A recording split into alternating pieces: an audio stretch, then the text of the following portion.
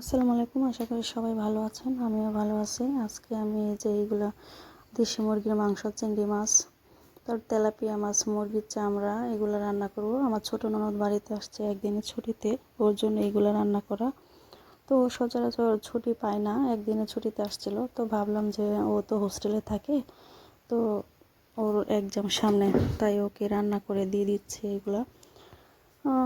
এখন আমি মুরগিটা কষায় নিচ্ছি, এদিকে আবার মাছগুলা একটু লবণ, হলুদ, মরিচ দিয়ে একটু মাখিয়ে নিয়েছিলাম। এক এক করে আমি রান্না করে নিচ্ছি।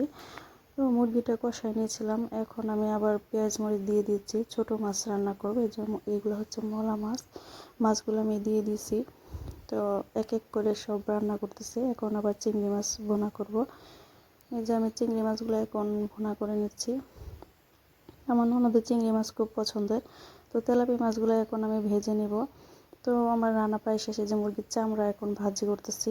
আবার ও বললো যে চা খাবে, তো এই জন্য আমরা দুজনে দুধ চা করলাম। তো আমার রান্না সব শেষ, এই যে আমার ফাইনালি রান্নার লোক। তো মাংসটা সবগুলা